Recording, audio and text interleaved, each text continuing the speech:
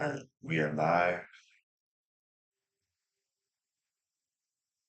That's crazy how loud the thing is. You 12 stories up. But yeah, um, I just sent a notification to my Discord. Hopefully that means people are gonna join soon.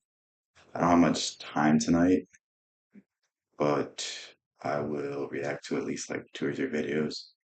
I want to do more streams like this. The other ones are just like it's just boring to be honest. It really is. It's like, oh, what is this channel about? It's like, why don't you stick around for a few minutes and find out? I don't know what else to say aside from that, but yeah, it just got repetitive.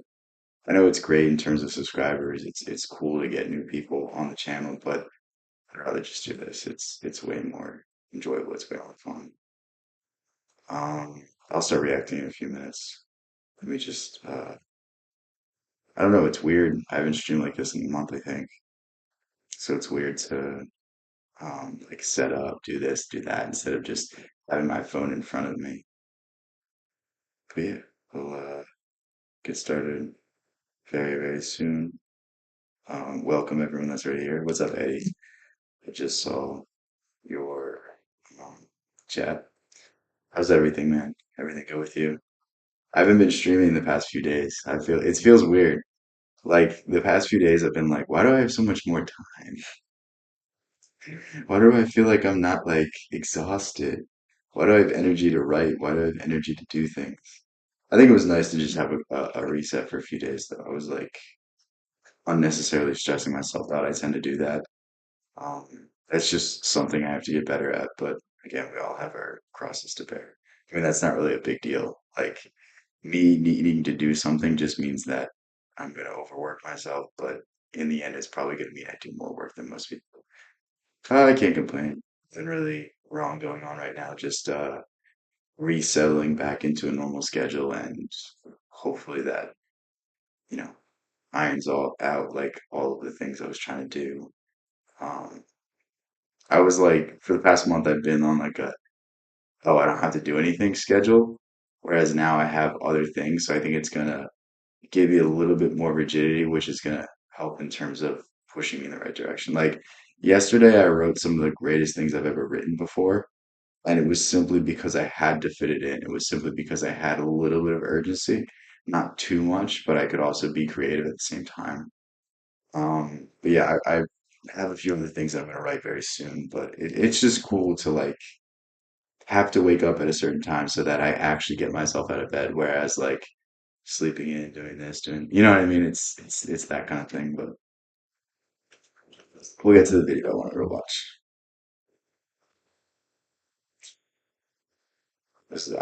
I've had this in my. Let me know if it's too loud because it's gonna. I don't know if it's gonna sound the same for me versus for you.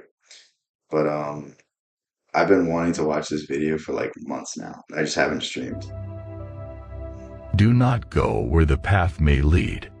Go instead where there is no path, and leave a trail. Damn, it's AI. If you want to get more people, that's fine. I'm cool just hanging out with you, Eddie. It's not a big deal. I like it when there's just a few people because then I don't have to worry about other things in a sense. I don't have to like I don't know. It's like it becomes more of a performance than just hanging out. And it's fun every once in a while, but like if I just like dude, I just want to talk about philosophy today. A lineage of previous ministers. During his adolescence, he is one of the primary founders of American literature and can be credited with inspiring many prolific writers, writing styles, cultural perspectives, and philosophical movements. Emerson was Emerson, if you haven't read any Emerson, I really urge you to go pick up anything by him. I would suggest Self-Reliance out of anything. That's his best work, I would say. But even like a 4 or 5 page essay by Emerson, you read it and it has the depth of a novel. It has the depth of an entire book.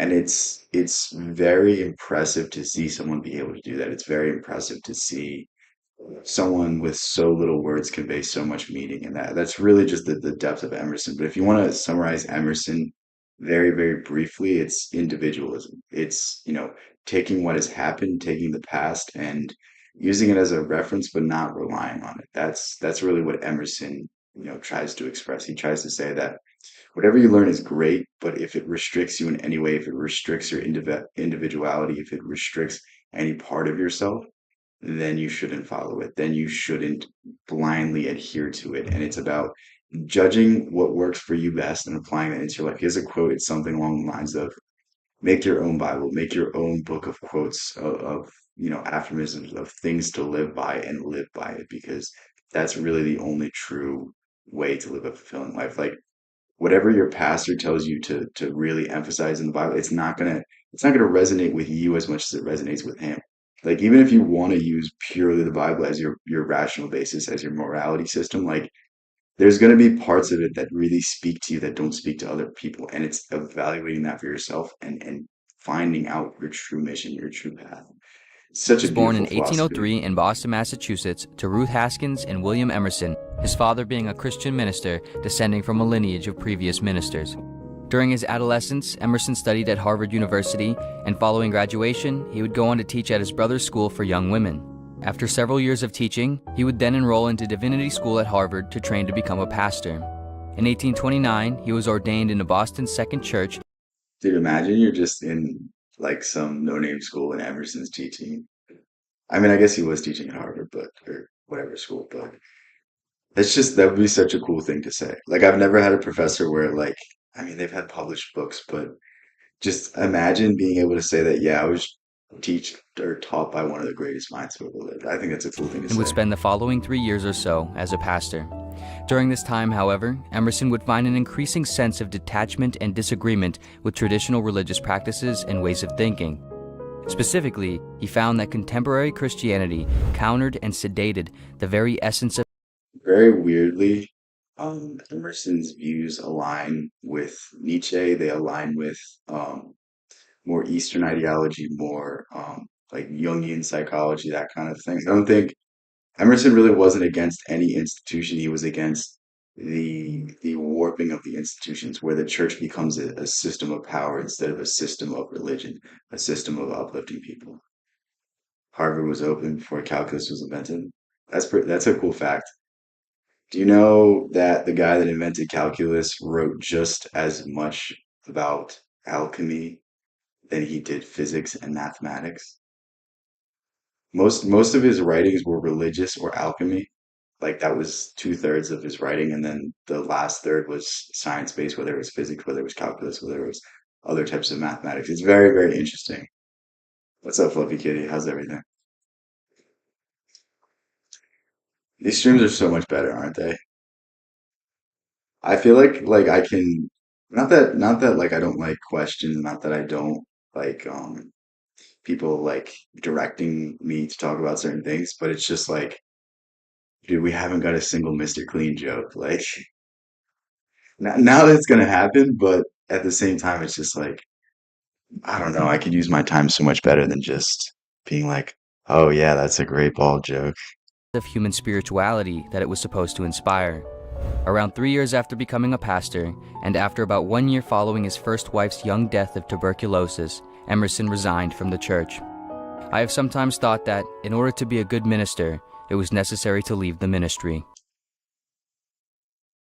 That's such a crazy quote.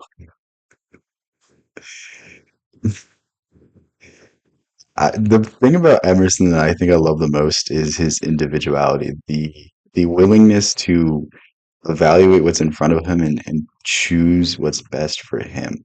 And I think that's something that is really missing in a lot of the world today. A lot of the world today, everyone's opinions are shaped by everything else.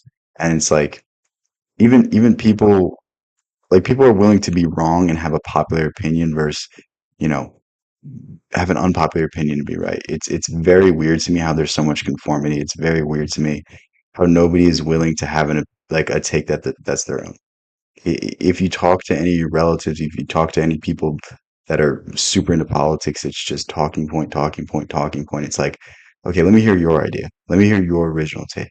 I'm not saying I'm not guilty of this as well, but it's breaking yourself down and understanding that like your beliefs are not necessarily your own and coming to your own, finding what makes you happy. That's really at the root of this all, and that's why this is. I think there's a huge parallel between Nietzsche and Jung and Emerson and any sort of individualist, but that's for another day. Emerson wrote in his journal. Following his stint as a pastor, Emerson spent the next years writing and publishing his first major essays while developing a career as a public lecturer. Emerson would make his first significant mark on the public with his controversial lectures that suggested the value of separating from commonly withheld religious ideas and traditions, and in place, argued for infusing new, independent, forward thinking that relied on the self for divine experience and understanding. If you look at the roots of Christianity, this is a very weird. Maybe this might be offensive, but if you look at the root of Christianity, what is it? It's a religion based on one man's sacrifice, one man's journey, and everyone will worship Jesus, but they won't act like him. And that's the very weird aspect of the faith. I think it was Nietzsche said that Jesus was the last Christian. Osho said that Jesus was the last and only Christian, basically meaning that the principles were lost with him, the ideas were lost with him, the individuality, the finding your own path, the embracing your own way. You know what I mean? Like when Jesus was captured, everyone wanted to fight, but he just surrendered instantly. It's like what possesses someone to do that? They believe in the divine order. They have some sort of faith. They know something's going to work out. No one just blindly does that. No one blindly follows whatever intuition they have, and that's why we're all so unhappy. That's why we're all not fulfilled. And it's really easy to play Monday morning quarterback, but the next time you're worried, just ask yourself like, am I doing something for me or am I doing something for someone else? Because the answer usually is I'm doing something for someone else. Like most of my life, I've been doing things for someone else. Pretty much all of my life, I've been doing some stuff for everyone else.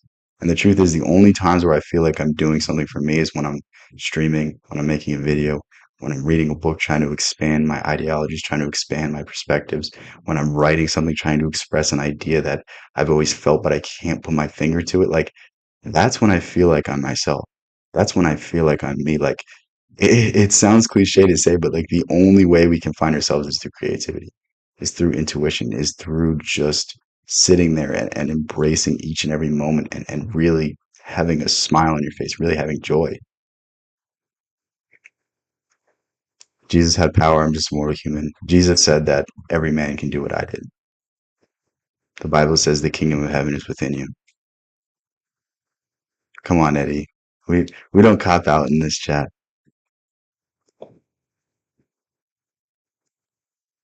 During the following decades, Emerson continued giving lectures and producing several major influential works of literature. He would soon become recognized as one of the mid-19th century leading writers and thinkers, inspiring individuals like Henry David Thoreau, Friedrich Nietzsche, Walt Whitman, Emily Dickinson, and innumerable. The only philosopher, maybe I'm wrong on this, maybe there's another one.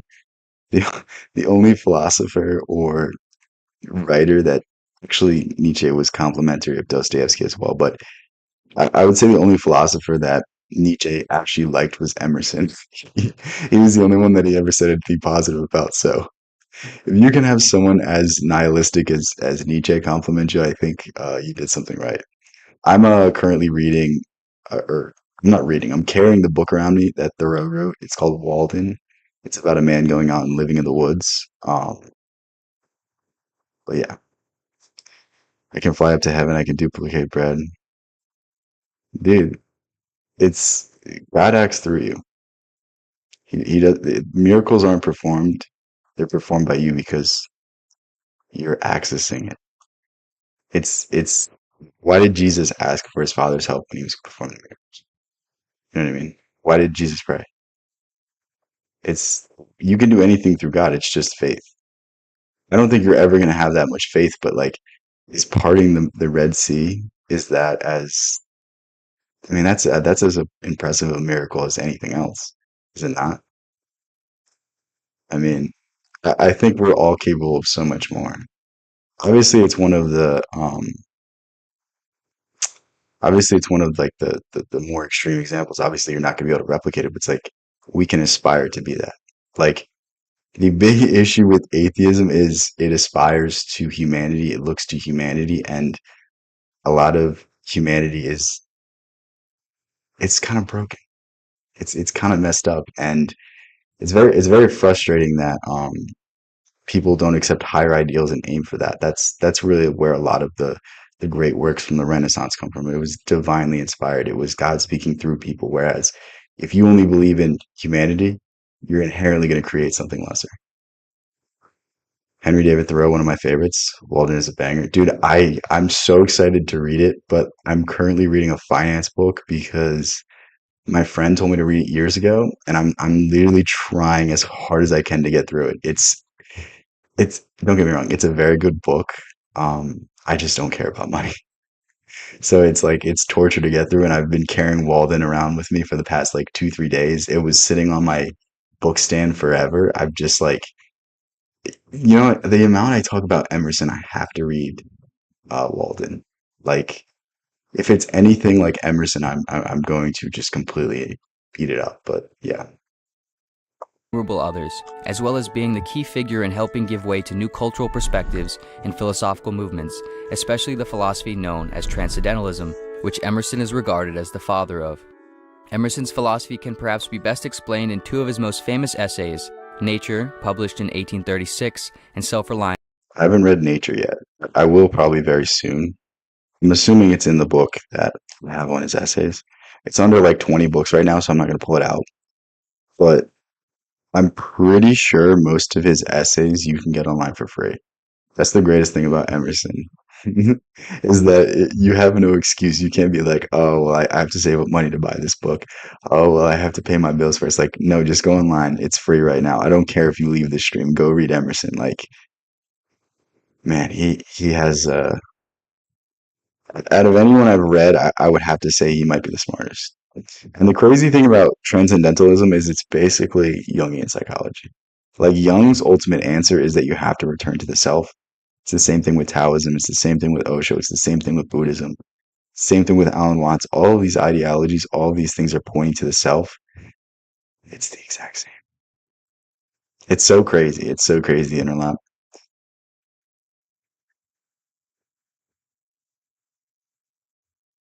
What are you talking about?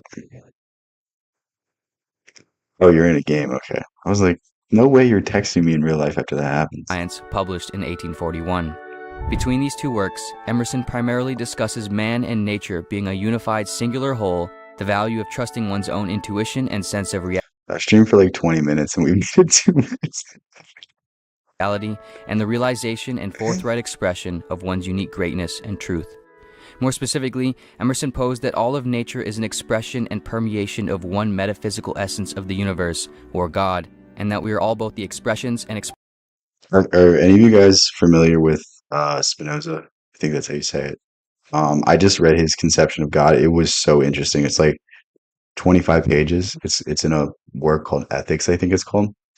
And he basically proves the existence of God by proving that everything once derived from the same source and that, energy and matter can't be destroyed, so that everything has to be different representations of everything else, and thus that everything is connected in some way, and it works with some order, because if there's no purpose for it, then why does it exist? It was very, very interesting, and I've never seen God represented in such a logical way. I've always seen it philosophically, and it always makes sense to me philosophically and spiritually, but I've never seen such a great definition in terms of physicality.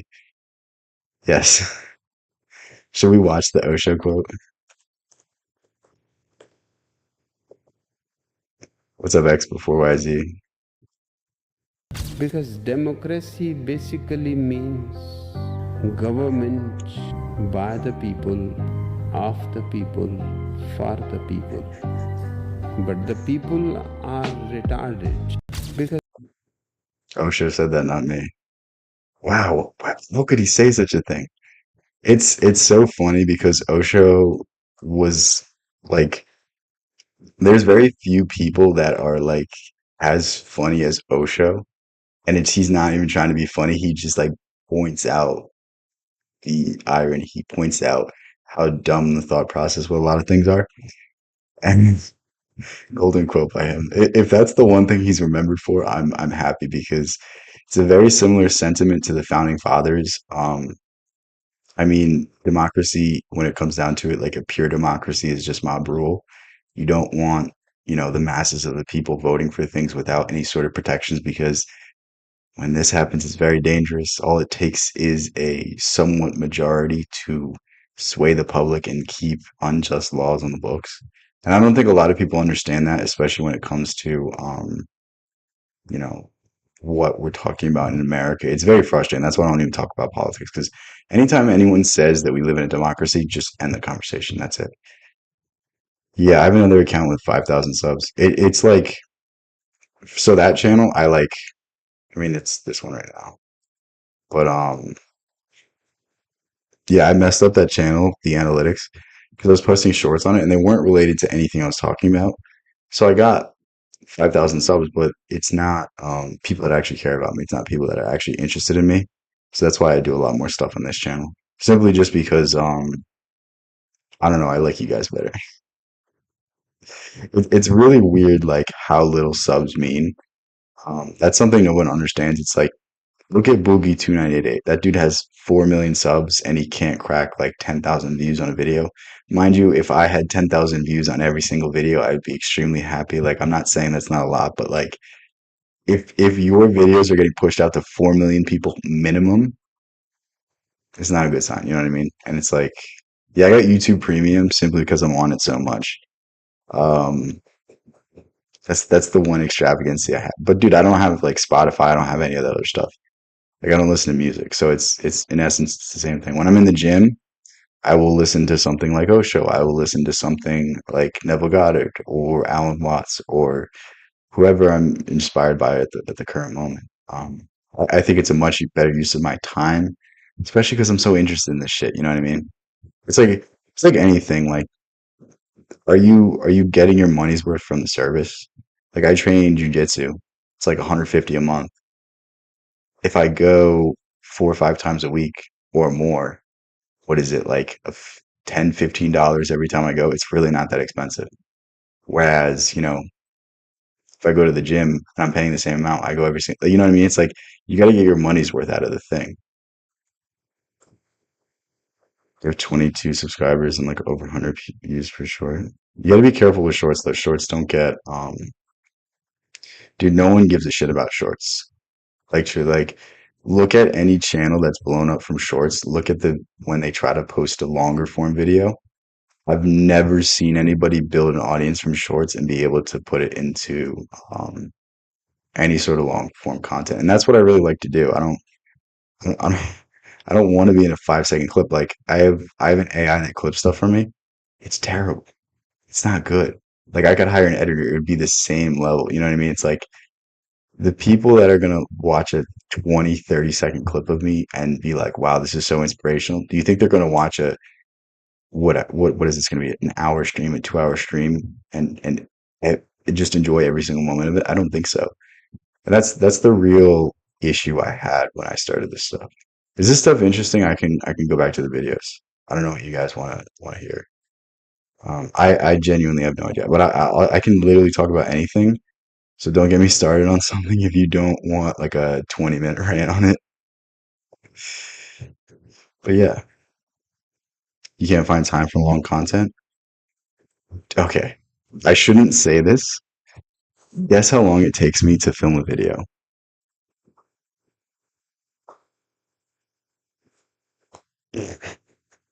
I really shouldn't admit this. Like, I think the answer is going to shock everybody.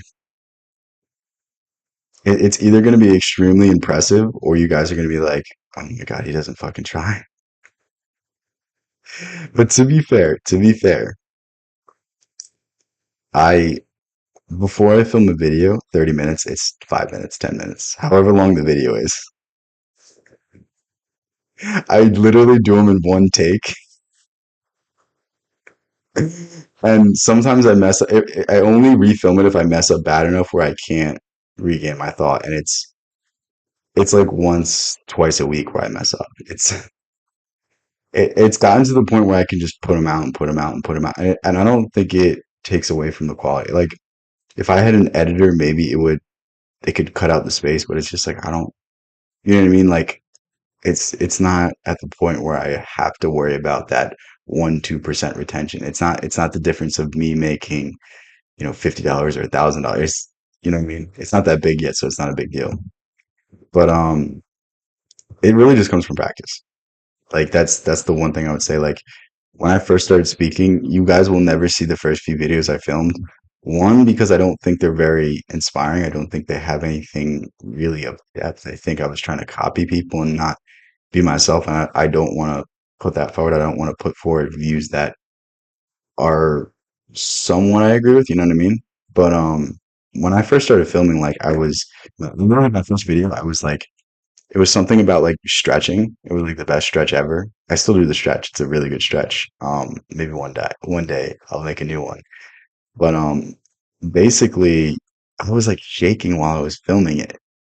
And I just kept up doing it for day after day after day after day for like years. And eventually got to the point where I can just film, didn't care, just say what I want. The words come to my brain. Everything kind of falls into place and people like it. It's cool. It really is. It's the same thing with streaming as well. Like streaming was a little bit of adjustment simply because of the amount of time. But like I've filmed videos for like 2 hours straight once. You know what I mean? It's nothing new. It's just in fact it's even easier because I can just talk to you guys when I don't necessarily feel like ranting about something. And it really like that's the give and take because like I've always had super interesting, super deep conversations with people. So it's just why not show that side of myself? I think I really did myself a disservice by not starting streaming earlier. That's the thing about it. It's like whatever you're trying to do in life, you just got to start, man. Like most of the time you're going to suck. Most of the time you're not going to succeed, but you just got to find out how bad you are at something so that you can start working on it. It's like, I mean, anytime you have a big task in front of you and you just can't seem to start, like literally just open it. Just open whatever it is that you have to do. Look at the guidelines, look at the rules. Just take the first step. If you want to start a YouTube channel, go on YouTube and be like, what do I need to start a YouTube channel? What steps do I have to take? What are the things I have to do? Do I have to get equipment? Do I have to get a mic? Do I have to like there's all of these like little questions that you can answer that like the moment you start, you already know, and it's that much easier. It's like anything. You have to make whatever it is that you're trying to do enjoyable, fun, and easy. It's the reason why so many people will quit getting in shape. They'll quit, getting on a diet. They'll quit all these things simply because it's not enjoyable. They make it a chore. They make it something they have to do instead of something they want to do. Anytime you create resistance in your mind, even if you keep up with it for a little bit, resistance is eventually going to come out and it might come out in a different way, in an unrelated way. Think about all the people who have been fat, get in shape, and then have body dysmorphia, have eating disorders simply because they're like, I'll never be good enough. I'll never have this perfect physique because they still have a fucked up mindset when it comes to the way they look in the mirror. You know what I mean? It's very, very sad. And it's like, we can always fix the things on the surface, but we have to do it in a way that doesn't create bigger ripples on the inside. It's I hate that the mind works this way. I wish you could just grind and grind and grind and grind and just force your way to whatever sort of achievement ever. But it's like any sort of repression, any sort of anger, any sort of misplaced emotions is going to fester and come out in one way or another. And this is something that I want you to understand before it's too late because like I used to be I used to think I was like one of the most disciplined people ever. I was like, oh my God, I get so much work done. I do this, I do that. And guess what? Burnt myself out and it was so long until I figured out what was wrong. It was so long until I found my joy for life again. It's like I don't want you guys to reach for your goals and fall this way. I don't want you guys to be depressed being close to your goals. I don't want you guys to be depressed, achieving something. That's the worst feeling ever. Like you get to your goal and you hate the result. It's like why did I do all that fucking work? Yeah, the mind is a weird place, but when you start understanding the mind, when you start understanding the tricks your mind wants to play on you, it really just becomes easy. I think one of the biggest breakthroughs that you'll ever have is the moment you understand that any judgment you're placing on others is a judgment you're placing on yourself. Any external aggression is internal aggression misplaced. Think of the things that you insult the people around you the most. Do you insult their looks? Do you insult their intelligence? Do you insult their ideas? Do you insult, the way they carry themselves, the girls they pick? Like any sort of judgment is internal judgment that your subconscious is telling you, I'm not okay with this. You have an insecurity here. That's why there's always that idea of like your free trial of experiencing joy is ended. No, I mean, when people are depressed, when people are unhappy, it's just the lack of present moment awareness. I know that sounds so cringy, but it really is. Like, it's all about perspective. It's all about perspective. When you sit in the moment, when you sit in this very second, and you do what you can do now, you're happy. When you're in this moment, when you're thinking of the past, you're thinking of a breakup, you're thinking of a job you just lost, you're thinking of something that went wrong, or you're thinking about things that will go wrong, you're thinking about your responsibilities, you're thinking about all these things. Did I just make you stressed out there? I probably did. You know what I mean? You just have to relax and settle into the situation. And the moment you do that, it's the moment you're happy. That's all happiness is. Happiness is just connection with your true self, and you're connected with your true self when you're sitting here with nothing on your mind, when you're sitting back and relaxing and you're just smiling for no fucking reason. That's happiness. That's joy. But but, but people, there's a weird. I don't know if it's the culture. I don't know if it's the way people are brought up. I don't know what it is truly. Um, this is especially bad in the West, but there's like the need for movement. There's the need to do something. There's a need to find work when there's no work to be done. And I'm not saying that like don't get your work done, but I'm saying like, do you need to refresh your email every 5 seconds, or could you go get coffee for 20 minutes? Could you go on a walk? Could you go reset your mind? Like there's an endless need to find something, but the truth is, when you find something, you get away from the treasure. The treasure is already here. Your happiness is already here. You haven't felt happiness since I was 9. What are you, fucking Batman? What the fuck, bro? What the hell? What kind of what kind of life is that? How can you go through life unhappy? I don't get the point of it. It doesn't make sense to me. What's the point of living without being happy? I think we can all find a little bit of happiness each day, and we can all expand that happiness. We can all start to embrace these ideas more and more. And obviously, some days it's going to be hard to experience joy. Obviously, some days it's going to be hard to get away from responsibilities and the things that are confronting us. But at the same time, like those 5, 10 minutes of just bliss, those 5, 10 minutes of silence in your head, like you're telling me that's not the greatest feeling ever. Like that, it's actually so bad. Like I've almost become addicted to meditating, where it's like anytime I'm feeling stressed out, anytime I'm feeling worked up, like I'll just retreat inward. I'll just, turn on the water in the shower and just sit there and just clear my head. It's a, it's a great feeling. What is happiness? Happiness is alignment. Happiness is living how you were supposed to. Think of when you were a kid. Did you worry about money? Did you worry about this? Did you worry about that? Or were you slowly taken out of that bliss? Were you slowly taken out of that joy by society? Were you told you have to be something when you grow up? Were you told you have to do your homework? Were you told you can't watch TV? Like, think of when you were as young as possible. Like, that is pure happiness. That is pure joy. It's just doing what you want to do and not worrying about anything else. I know it sounds like so simple, but it really just is that. It's knowing what you want to do in this moment and doing it, and prolonging that feeling. Just being in silence. Like, when was the last time you got home and you sat down and you just took a deep breath?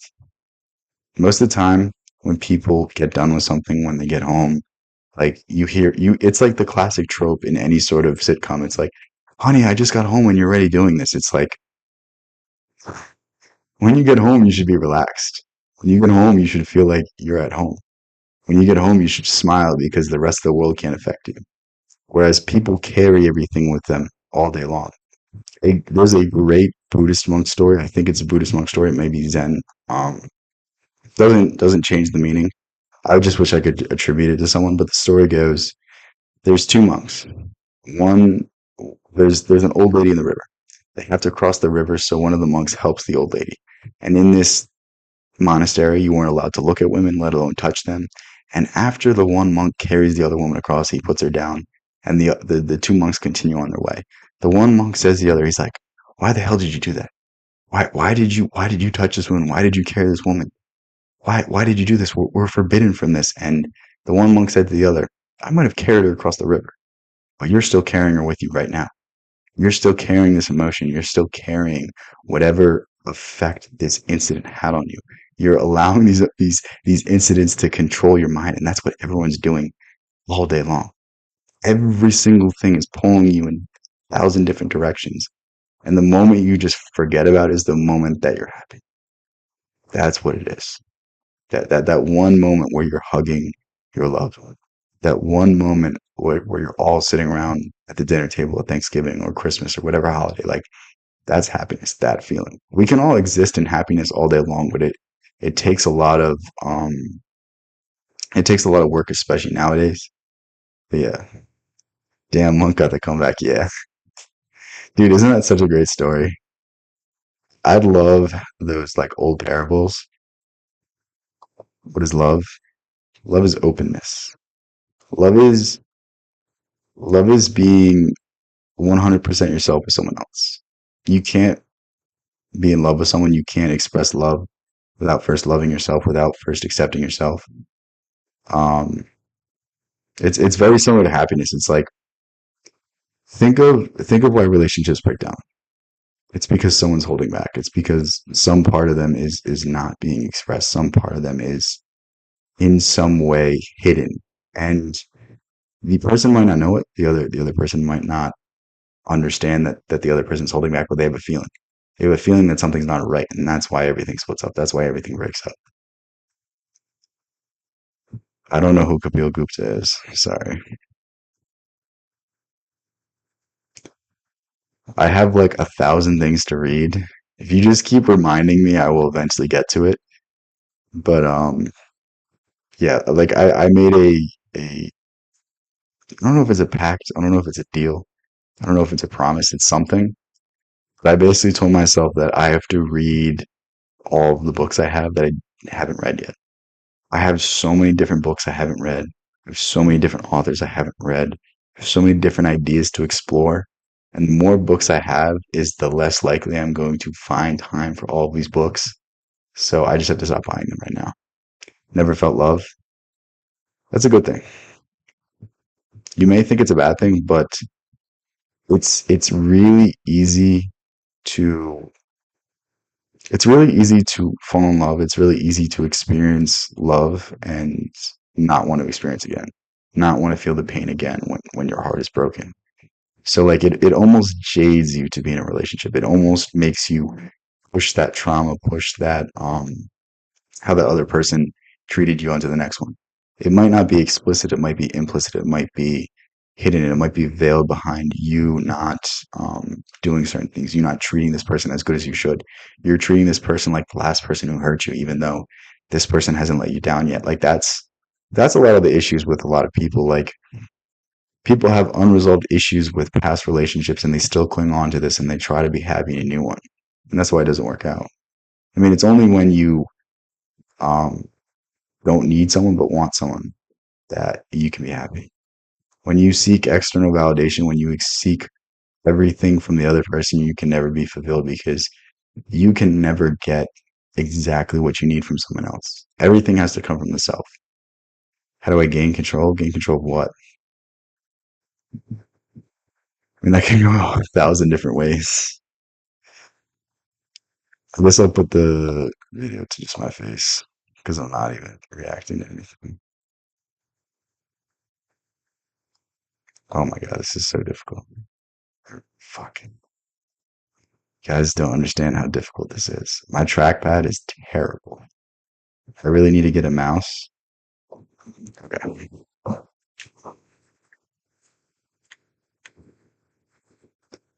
But yeah, what do you want to gain control of?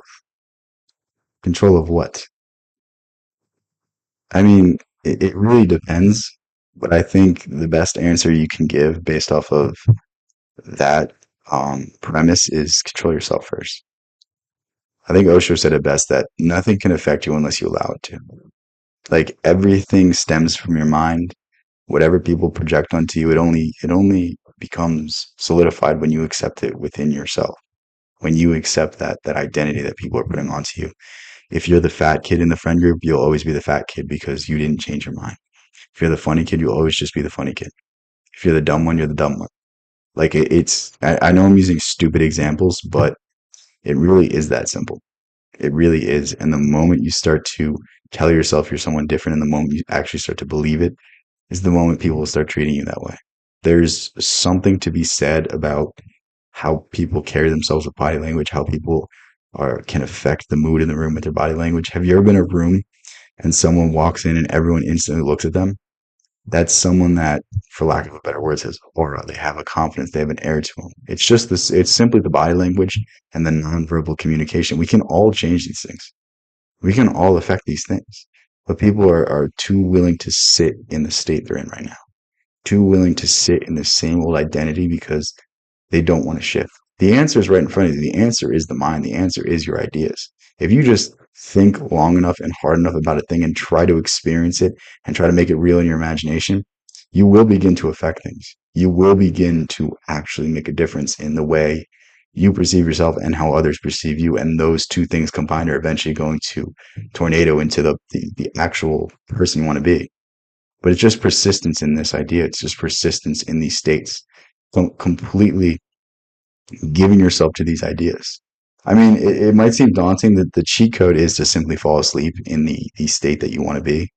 So whatever it is that you want to be before you go to bed, first I want you to just go through the day in reverse order. So remember every event from you getting into bed to you getting out of bed in reverse order. Try to picture it as vividly as you can. And once you do that, imagine yourself in that state. Imagine yourself being who you want to be, getting that job, doing whatever, because you're solidifying into your subconscious, you're solidifying into your sense of self, a better sense of self. And it has a magic effect. Maybe it's just the idea that you are going to get. Maybe a miraculous opportunity comes into your life. Maybe people start to treat you differently, but there will be some confirmation. There will be some change in the real world. And it's all about snowballing that until you're where you want to be. Love can be fake, but pain is real. Love can't be fake. You can you can love someone for a singular second. A singular second of love can be powerful enough for thousands of years. We've seen that with Romeo and Juliet. That story will persist forever. The variations of that story will persist forever because the feeling of love is so intense. What's my opinion on DHS? I mean, I don't like any administrative agencies. I don't think they're necessarily. Um, I mean, I get the theory behind them, but it's like bureaucracy just leads to incompetency, I think. Um, this country was founded on the idea that we elect people to vote on legislation that then governs us, and administrative agencies are somewhat operating outside of this. I know you have the Chevron case getting overturned, but it's, you know, the amount of mental turmoil I'm in, I feel like I'm drowning. All right, man. You're just you're compounding your issues right now. That's it. Have you ever tried meditating? Have you ever tried going on a walk when you're feeling extremely stressed out? Have you ever done anything to get away from these thoughts, or are you going to continue to persist in these thoughts? Like, I'm not trying to be a dick right now. I know I sound like a dick, but like, I've seen you in here for months, dude, and it's the same thing. Like, at a certain point, you got to try something. At a certain point, you have to take some steps. You might not notice the effects of these changes right now, But in 5, 6 months, you're going to be like, wow. And the reason I can say this with confidence is because I used to be you. I used to overthink everything. I still overthink everything, but at least I can try to control it, man. That's it. You got to start taking steps. Make your life just a little bit easier. Try to set things up in a way that you can make progress. Like whatever you're going through right now, I promise you, someone else is going through it right now and they're not feeling the same way. I know I don't like comparisons, but it's like there are people that would die to be in your condition. There are people that would die to be in your life, have everything that you have. I just want you to start being grateful. Like literally right now, you can turn this off if you have to. If you're on your phone and you have to turn this off, do it. Go onto your notes, get a piece of paper, write the things you're grateful for, and just start doing this. Literally just do this for a week and tell me it doesn't get better. Tell me you don't start to see the bright side of things. What you put your attention to becomes your reality.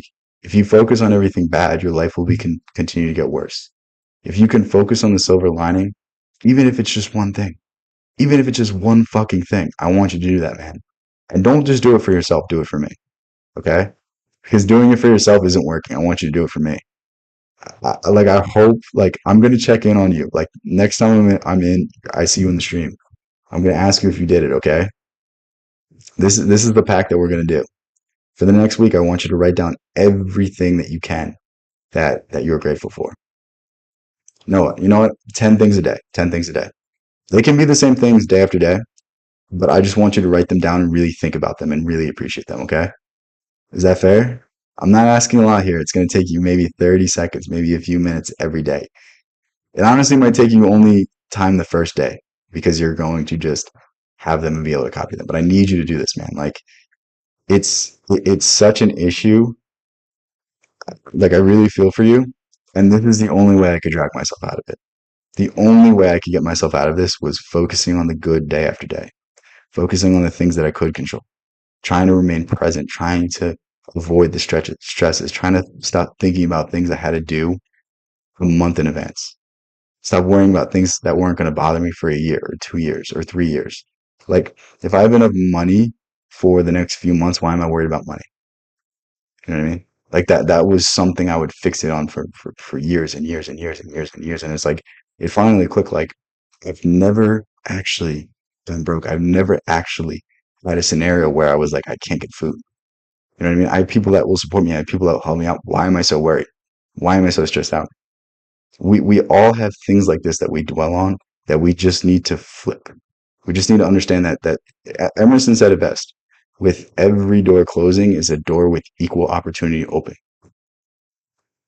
It's really that simple, and it's not much deeper than that.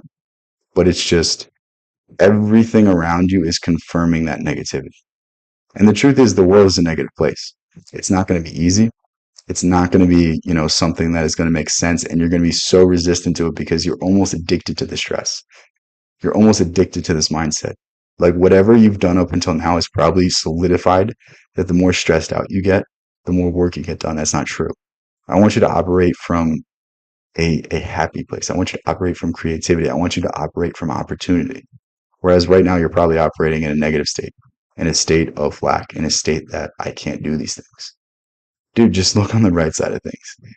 It sounds like so hokey. It sounds so spiritual, but it's just out of every single philosophy book I've read, every single religious book I've read, out of every single esoteric book I've read, this is the only advice that is in every single one. Minor self-sabotage. We all minor self-sabotage to a certain extent. A lot of people feel like they're not good enough, so when they get close to whatever it is that they're looking for, they will take themselves out of it. They will in some way make sure that they can't win. And it's just something that happens, man. It's just something that you have to recognize and get over.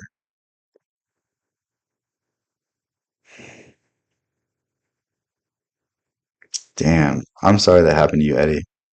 Yeah, it's crazy to me that um stuff like that can happen. It's crazy to see how much your environment affects you. But the moment you realize how the environment affects you, the moment you realize that you can make it better. You know what I mean?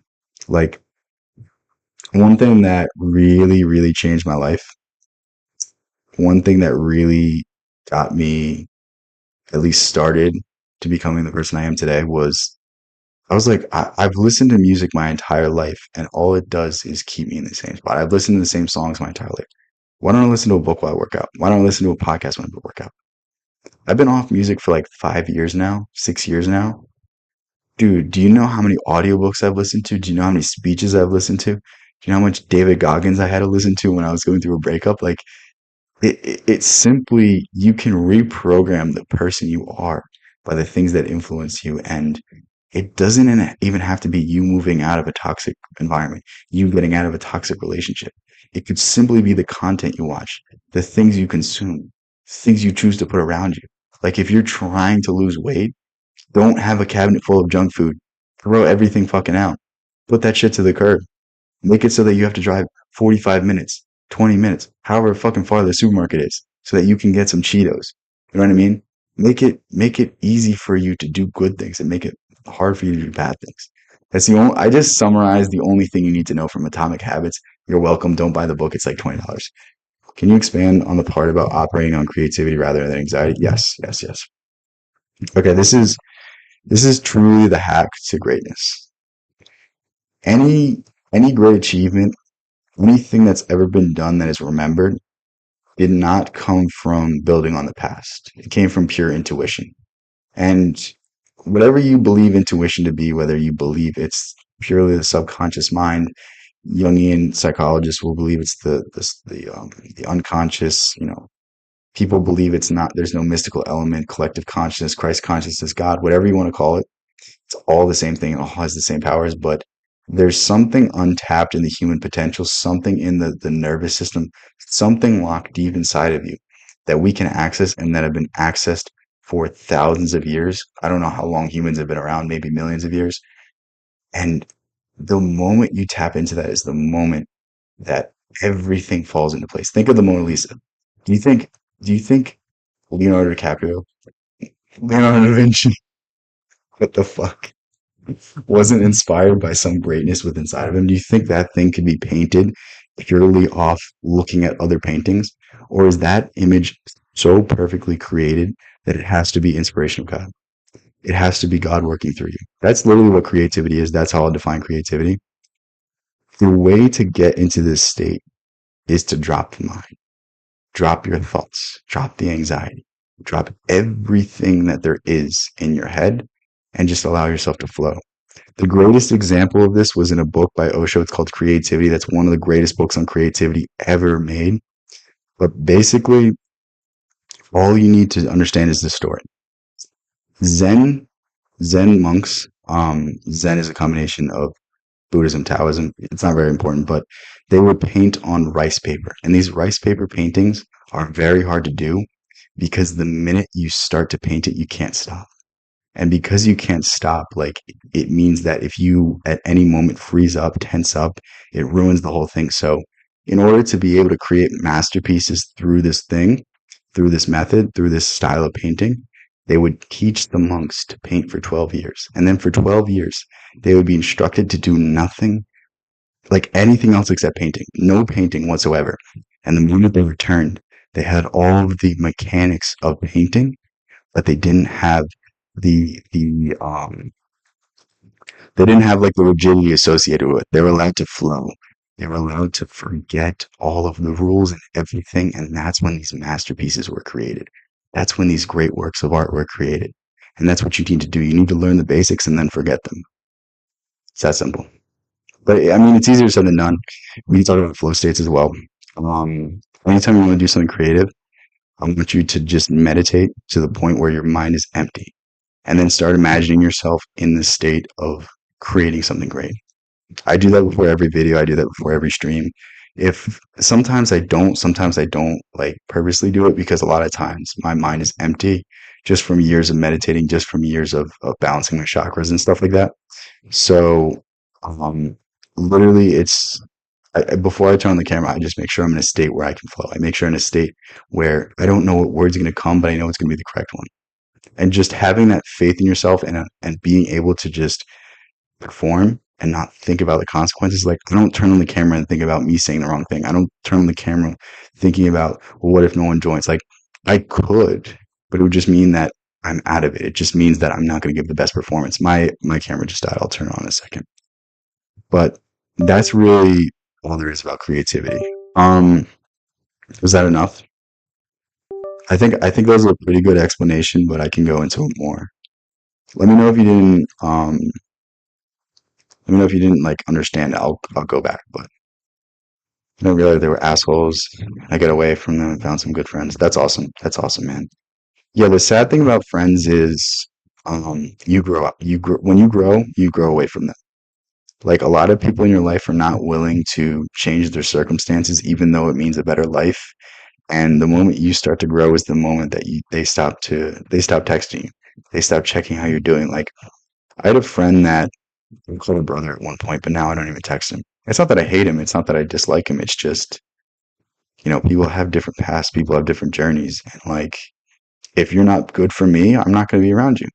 If you don't benefit me, if you don't inspire me, I'm not going to, take time out of my passions, take time out of my purpose, out of what makes me happy, just to spend time with you because I owe you something. First thing I'm grateful for now is your words and the impact your channel had on me. Thank you. Thank you. That's awesome to hear. It's like every once in a while, I'll get discouraged, and I always seem to get a comment like that, and it always seems to keep pushing me forward. So I need you guys to understand whatever effect I've had on you, you've also had a great effect on me because simply through me trying to express these ideas, explain these things, I understand them so much more than I did previously. So yeah, I thank you guys for that. Allowing the soul, the part that's truly us, to become an imprint onto the world. Yes, that's a perfect way of explaining it. I'm starving at the moment, literally and metaphorically. I found that you started complaining again, which I dislike. I know. Oh, yeah, okay. So you're thinking about the circumstances too much. Think about think about something that you're really good at. Think about something that when you're doing, you just everything falls away. For me, it's when I'm training jujitsu, but the moment I start competing jujitsu, I get all in my head. I'm like, oh, what if this person breaks my arm? What if this person does this? What if I'm not good? What if like I never was able to perform in a jujitsu tournament because I was worried about everything else except the performance. Think about only the performance. Tell yourself in that moment, if I give my best, nothing else matters. I know it's easier said than done, but you have to get to the point where you can lower the event to the performance. Like everyone, there's certain athletes, there's certain performers, there's certain people that can elevate whatever it is. Like think about Tom Brady. Anytime Tom Brady was in a massive game, he showed up. Maybe there's a few examples of when he didn't, but 7 Super Bowls, I'm assuming you show up in a big game. You know what I mean? So think about that. That's someone that can elevate their performance to the circumstances. I want you to lower the circumstances to your performance.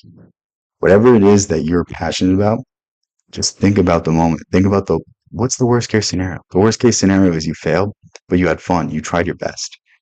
To do something and not try your best is the only failure. The only thing that matters. If you don't give your best, then that's the only thing you should be discouraged about. But if you give your best performance, if you truly go out there and you just lay it all on the line, that's something to be proud of. New here?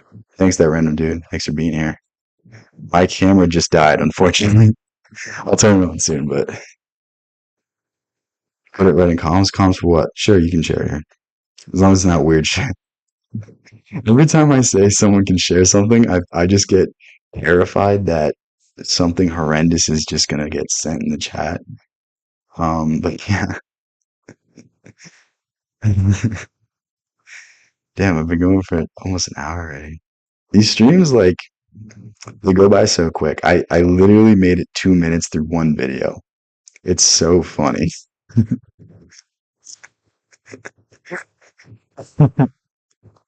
It's crazy to me how I can just waffle for an hour. But yeah, I think I'm just gonna stick to these types of streams for the foreseeable future. It's so much more fun, so much easier. We all have trust issues, yeah. We've all been let down by people.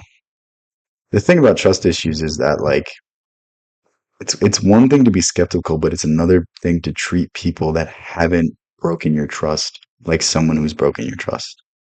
And I mean, you see that in a lot of relationships. You see people that have been cheated on in the past, like not trust the other person to even, brush their teeth at night. You know what I mean? It's like there's all of these crazy stories, and it's like let the person let you down first.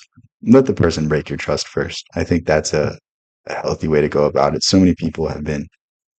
I'm not saying it's easy. A lot of people have really fucked up past. A lot of people have really bad things that have happened to them, and it's like I don't really know what to tell you. That's something you just really have to work on. But for the vast majority of us, it's not that complex of stuff. It's like we've all been hurt. We just have to, you know, understand that the person that we're dealing with right now hasn't hurt us yet.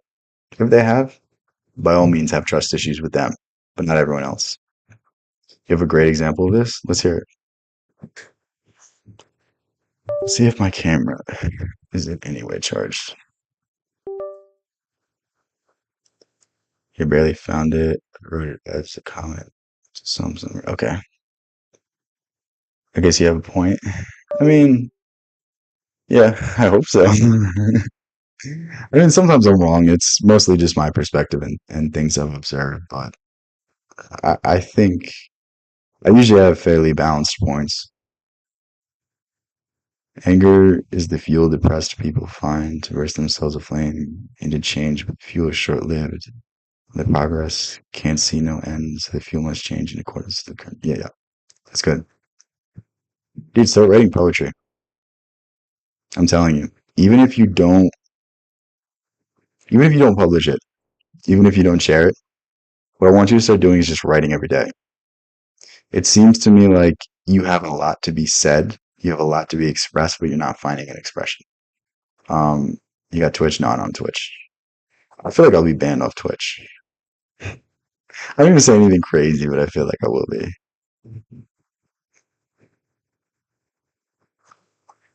Should I get Twitch? I have no idea. Like, I don't know what the benefit of it is. Because the benefit of me streaming on YouTube is that I have a ton of videos here as well. So people that like my streams will also like my videos. I talk about a lot of similar stuff. Obviously, there's a more personal side to this stuff. Obviously, I'm able to express some things that might not come up through a course of me talking about a book, but yeah, I think it's fairly similar. I don't know. That's my approach, but maybe I should do just something else. Maybe I should stream on both simultaneously. Maybe that's a good idea. I've like thought about these things, but the thing about me is I have to keep it simple, or I'm just gonna like the more steps I add, the less energy I have to just stream.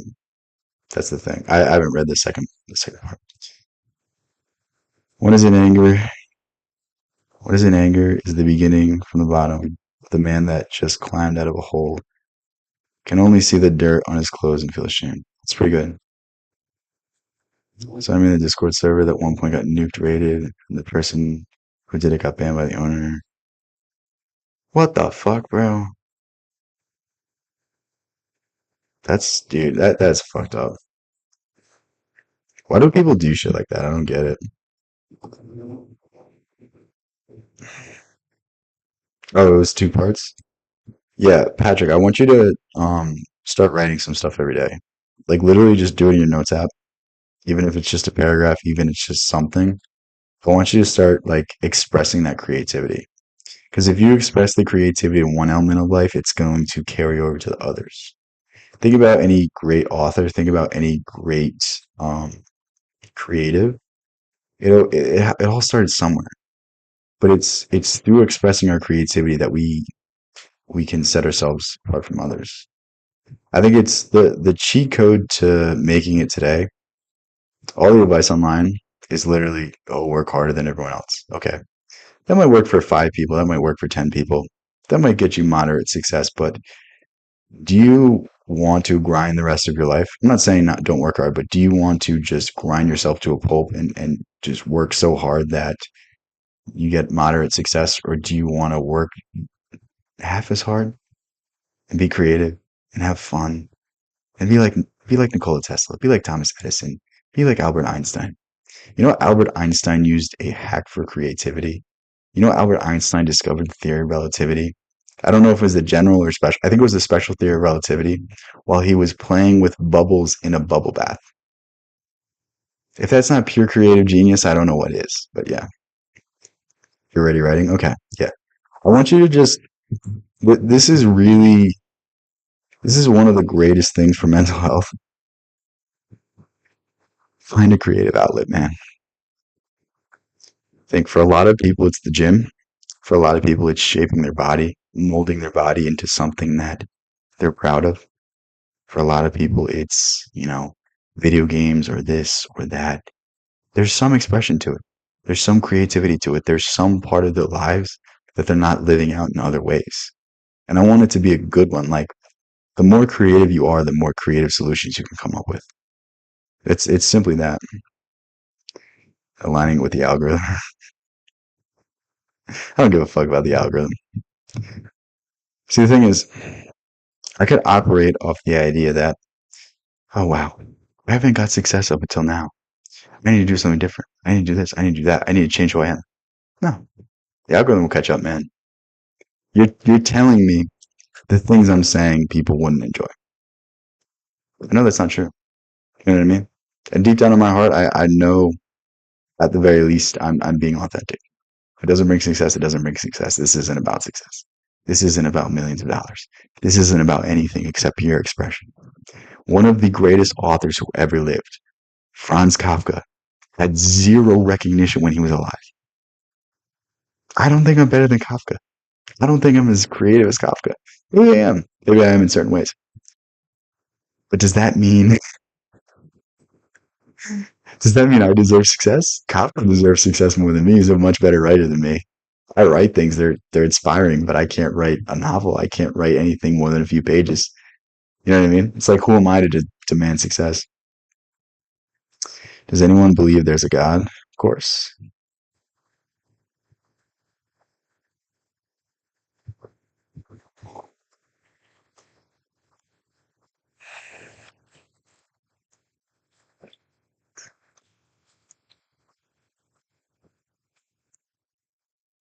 I mean, it depends on the conception of God. It depends what you think is God, but there's a fundamental aspect of every human that persists in all of us. Um, whether you think that's spiritual, whether you think that's purely just DNA, um, there's some order behind the reason why we're here. I don't think.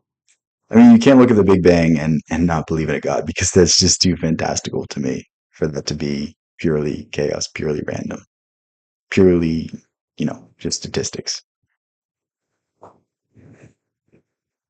I don't care about recognition when I'm dead because I'll be dead. Recognition is the goal. Yes, yes. It's the creative expression.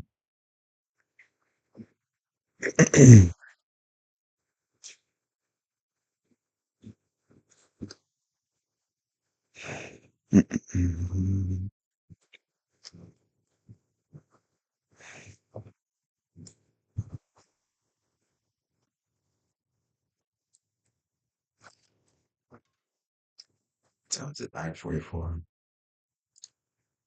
I think I'll stream like 15 more minutes. I got some stuff I gotta do. Actually, I gotta make food and eat and then go to sleep. But yeah, I'll stay on for like 10, 15 more minutes.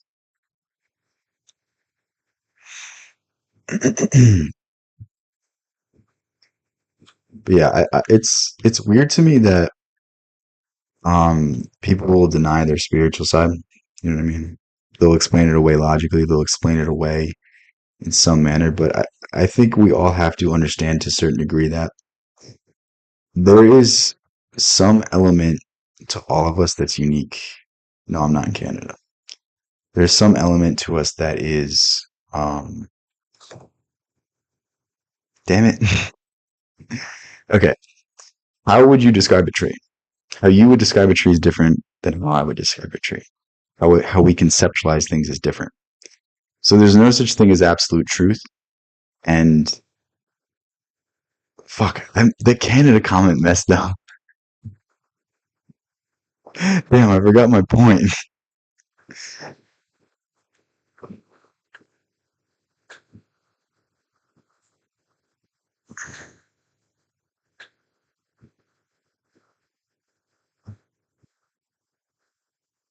I my perspective on God is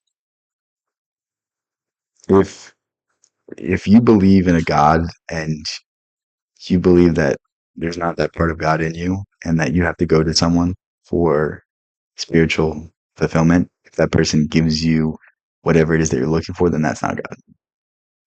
Any religion that props up an institution of power is not a religion. That's a control mechanism. If something uplifts your spirit, if something inspires you to do great things in your community, then that's the essence of God. That's all it is.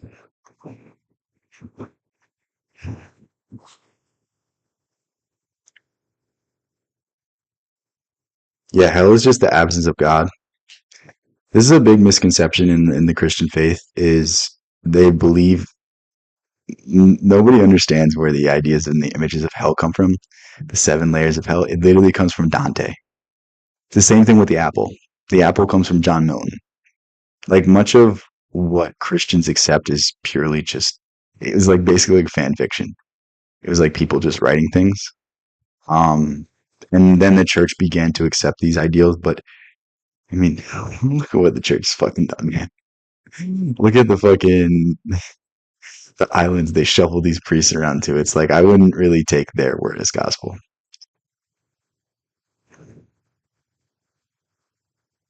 But yeah, hell is just the absolute rejection of God. Some people believe that this world is hell. I don't think so. There's too much good in this world for this to be hell. It might be purgatory, it might be something like that. It might be a realm where we're supposed to prove ourselves, where we're supposed to live out whatever life we have and live it to the fullest. No, the Bible's not a myth. I mean, you can't look at the Bible, look at how intricate it is and all of these things and look at the metaphysical principles and take it purely as a myth.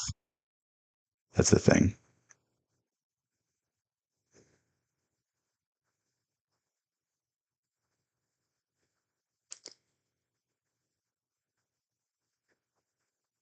Where did that no, it's not that bad. I know what you're saying. I mean, at the very least, the Bible has the most inspirational figure in it out of any other religion. I think they have the best example to live up to, truly. Um, and the metaphysics and allegory in it is if you're ever like really interested in the intricacies of the Bible, like I'm telling you, just go into something Manly P. Hall wrote or something of that like. Even Neville Goddard has great interpretations. Oh, dude, that shit's. I even wrote something. I don't know if I'm gonna publish it yet, but yeah.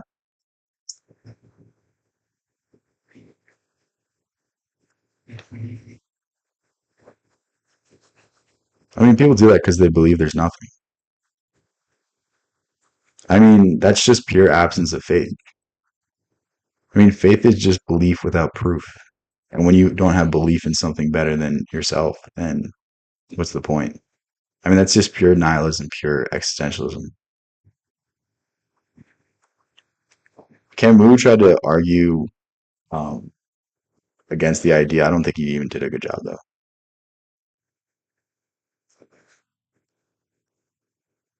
I mean, you spelled comment wrong, so who's going to take you that serious? But if you don't think it's a good idea, don't do it.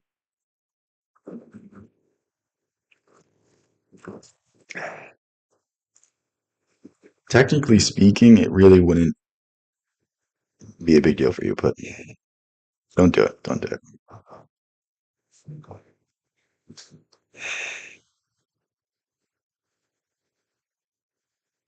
Yeah, but it's also like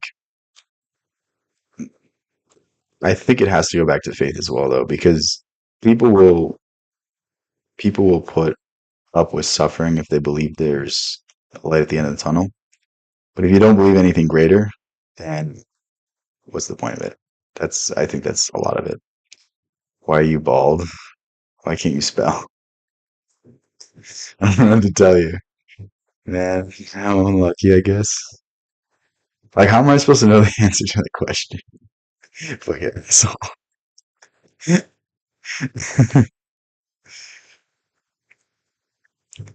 I have typos everywhere. Okay, so I'll know it's you on your alt account when you're trolling me.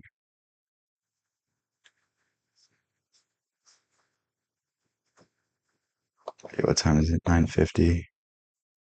I'm gonna stream again tomorrow. Probably similar time. Yeah, probably. When did I start the stream? Like 8:30 or something like that. Yeah, somewhere around 8:30. I'm probably gonna stream a similar time. I might set up like a link so to let you guys know. I might just say something in the Discord. If you're not already in the Discord, go ahead and join that. I think it's linked in the description of the stream.